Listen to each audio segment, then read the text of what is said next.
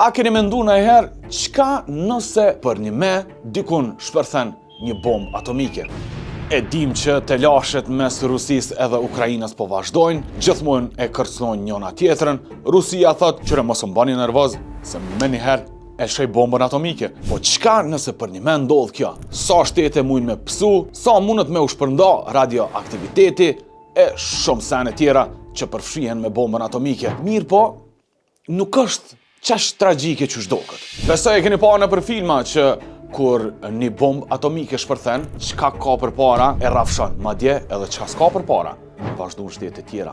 Jo me bo me lshu në New York, na kap edhe neve në Kosovë. Jo me bo me lshu në Kiev, në Ukrainë, na kap edhe neve në Kosovë. Po cila është e vërteta? Ekziston një webfaqe në internet ku mundeni me bo një test të tillë. Nuclearsecrecy.com, e keni të shkruar me këtu poshtë, e simulon një rast të shpërthimit të bombës atomike. Çka nëse shpërthen në Kiev? A e kish kap Kosovën? Sipas kalkulimeve të kësaj webfaqe, jo, na jena të sigurt.